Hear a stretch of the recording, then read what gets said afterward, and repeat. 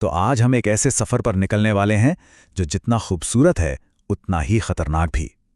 बात हो रही है दिल्ली मनाली हाईवे की। ये रास्ता अपनी वादियों के लिए जितना जाना जाता है उससे कहीं ज्यादा जाना जाता है अपनी डरावनी अनसुनी कहानियों के लिए। तो चलिए आज इस हाईवे से जुड़े कुछ खौफनाक रहस्यों से पर्दा उठाते हैं। कोई कोई मुझे खींच रहा है। सोचिए, ये एक सॉफ्टवेयर इंजीनियर के आखिरी शब्द थे। अपनी गर्लफ्रेंड को फोन पर कहे गए ये शब्द और इसके ठीक बाद फोन कट गया और वो मिला एक गहरी खाई में। बस इन आखिरी शब्दों ने एक ऐसी गुत्थी पैदा कर दी जो आज तक कोई नहीं सुलझा पाया। और ये कोई इकलौता मामला नहीं था। नहीं, उस इंजीनियर की तरह 50 से भी ज्यादा लोग ठीक उसी इलाके में बिल्कुल रहस्यमय हालात में अपनी जान गंवा चुके हैं। आखिर ऐसा क्या है हाईवे के उस हिस्से में? तो चलिए हाईवे के इन खौफनाक रहस्यों में और गहरा उतरते हैं। मनाली तक का ये जो 570 किलोमीटर का रास्ता है ना, ये खूबसूरती और खतरे का एक अजीब संगम है। एक तरफ हिमालय के दिलकश नज़ारे और दूसरी तरफ इन्हीं वादियों में छिपा है एक ऐसा गहरा अनकहा सच जो इस रास्ते को बदनाम करता है। हमारी ये पड़ताल हमें 3 खास भुतहा इलाकों से गुजारेगी। सबसे पहले हम चलेंगे बड़ों की श्रापित सुरंग में, उसके बाद किन्नौर के उस इलाके में जहां लोग रहस्यमयी तरीके से आत्महत्या कर लेते हैं, और आखिर में हम मिलेंगे मंडी के पास घूमने वाले उस फैंटम बाइकर से। तो शुरुआत करते हैं पहली कहानी से, टनल 33 के श्राप से। ये कहानी सिर्फ एक भूतास सुरंग की नहीं है, बल्कि एक कर्नल बड़ोग नाम के एक शख्स की दुखद कहानी भी है। एक ऐसा सपना जो कभी पूरा नहीं हो सका। बात है 1898 की। कालका शिमला रेलवे प्रोजेक्ट जोरों पर था। ब्रिटिश इंजीनियर कर्नल बड़ोग को एक बहुत जरूरी सुरंग बनाने का काम मिला। अब कर्नल साहब ने सोचा कि काम जल्दी खत्म करने के लिए सुरंग को दोनों तरफ से खोदना शुरू करते हैं। आइडिया तो अच्छा था, पर कैलकुलेशन में एक छोटी सी बहुत बड़ी गलती हो गई। दोनों छोर कभी मिले ही नहीं। इस नाकामी के लिए ब्रिटिश सरकार ने उन पर जानते कितना जुर्माना लगाया? सिर्फ 1 रुपया। ये सजा नहीं थी, ये एक जिल्लत थी, एक भारी अपमान था। और कर्नल बड़ोग ये अपमान बर्दाश्त नहीं कर पाए। उन्होंने उसी अधूरी सुरंग में जाकर अपनी जान दे दी। तो देखिए प्लान कितना शानदार था कि दोनों सिरों से खुदाई होगी, सुरंग बीच में मिल जाएगी और बहुत सारा वक्त बचेगा। पर हकीकत क्या हुई? सुरंगें मिली ही नहीं, सालों का प्रोजेक्ट बर्बाद हो गया, और सबसे बढ़कर सार्वजनिक रूप से इतना अपमान हुआ कि एक होनहार इंजीनियर ने अपनी जान ले ली।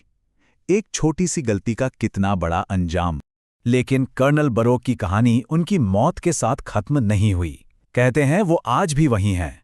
14 जुलाई 2020 को कुछ बाइकर्स ने दावा किया कि उन्होंने सुरंग के पास ब्रिटिश वर्दी में एक साया देखा, जिसके हाथ में रिवॉल्वर थी और सीने पर गोली का निशान। आज भी रेलवे के कर्मचारी रात में वहां कदमों की और कभी-कभी तो गोली चलने की आवाजें सुनने की बात करते हैं। हालत यह है कि ट्रेन ड्राइवर जब भी उस सुरंग से गुजरते हैं तो खिड़की से बाहर झांकने की हिम्मत नहीं करते। चलिए अब इस सफर के दूसरे और शायद सबसे परेशान कर देने वाले पड़ाव पर चलते हैं। हम बात कर रहे हैं किन्नौर की जानलेवा पुकार की। ये वो श्रापित घाटी है जिसकी अनसुलझी आत्महत्याओं की कहानियों ने इसे सुसाइड स्ट्रेच का नाम दे दिया है। एक सीधा सा सवाल है, कोई ऐसा इंसान जो अपनी जिंदगी में खुश है, कामयाब है, वो अचानक 500 फुट ऊंची चट्टान से छलांग क्यों लगा देगा? यही सवाल खड़ा हुआ 28 साल के सॉफ्टवेयर इंजीनियर राहुल मेहरा के केस में, जिसकी जिंदगी में कोई परेशानी नहीं थी, कोई डिप्रेशन नहीं था। फिर भी उसने ऐसा क्यों? उसकी मौत से चंद लम्हे पहले उसने अपनी गर्लफ्रेंड को फोन किया और जानते क्या कहा? उसने कहा, कोई मेरा नाम पुकार रहा है, राहुल यहां आओ। उसे ऐसा लग रहा था मानो कोई अनदेखी ताकत उसे अपनी तरफ खींच रही है, उसे बुला रही है। और डरावनी बात यह है कि राहुल अकेला नहीं था। यहां जितनी भी मौतें हुई हैं उनमें एक अजीब सा डिस्टर्ब करने वाला पैटर्न है। पहली बात, लगभग हर किसी को मौत से ठीक पहले एक फोन कॉल आया। दूसरी, सबने यही कहा कि उन्हें कोई आवाज बुला रही है। तीसरी, सबने महसूस किया कि उन्हें उनकी मर्जी के खिलाफ कोई खींच रहा है। और चौथी और सबसे चौंकाने वाली बात, इनमें से किसी की भी मानसिक बीमारी की कोई हिस्ट्री नहीं थी, कोई भी डिप्रेशन में नहीं था। अब इस पहेली को सुलझाने के लिए लोकल लेवल पर 2 थ्योरीज चलती हैं। एक तरफ है लामा तेंजिन, जो एक बौद्ध साधु हैं। उनका मानना है कि ये पूरा इलाका एक प्राचीन तांत्रिक की आत्मा के श्राप में है, जो इंसानों की बलि देता था। दूसरी तरफ है डॉक्टर विक्रम सिंह। उन्होंने 30 से ज्यादा ऐसे लोगों का इलाज किया है जो यहां से बच गए। और कमाल की बात यह है कि वो सब के सब एक अजीब सी चुंबकीय शक्ति या मैग्नेटिक फोर्स महसूस करने की बात करते हैं, जिसका विज्ञान के पास कोई जवाब नहीं है। अब चलते हैं अपनी आखिरी कहानी की तरफ। ये एक मॉडर्न कहानी है, एक तरह की अर्बन लेजेंड जो बाइकर्स के बीच बहुत फेमस है। ये कहानी है उस फैंटम बाइकर की जो रात के अंधेरे में अकेले राइडर्स का पीछा करता है। जरा सोचिए, रात का वक्त है, कोई अकेले बाइक पर है और अचानक उसे अपने रियरव्यू मिरर में एक हेडलाइट दिखती है। वो आपकी स्पीड से अपनी स्पीड मिला रही है। फिर वो बाइक आपको ओवरटेक करती है और दिल दहल जाता है, क्योंकि उस बाइक पर कोई सवार ही नहीं है। वो बिना राइडर वाली बाइक आपसे 50 मीटर आगे जाकर रुकती है, जैसे आपका इंतजार कर रही हो। और जैसी हिम्मत करके उसके पास जाने की कोशिश की जाती है, वो तेजी से आगे बढ़कर अंधेरे में कहीं गायब हो जाती है। तो ये है कौन?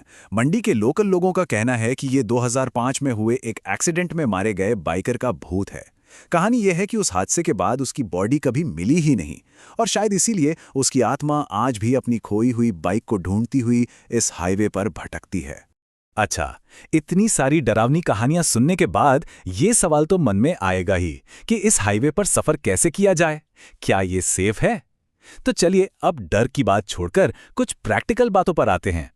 कुछ ऐसी बातें जो इस बुधा हाईवे पर सफर को सुरक्षित बना सकती हैं।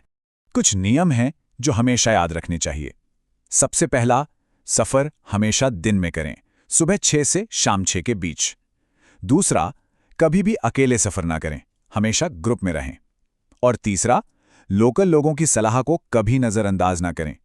वो जो कहते हैं उसके पीछे कोई वजह होती है।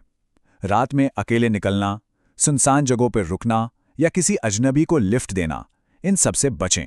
और अगर कभी कोई अजीब आवाज सुनाई दे तो रुके नहीं, बस चलते रहें। और सबसे जरूरी बात, ये इमरजेंसी नंबर्स हमेशा अपने फोन में सेव करके रखें। 112 सभी इमरजेंसीज के लिए, 108 एम्बुलेंस के लिए और 1077 डिजास्टर मैनेजमेंट के लिए।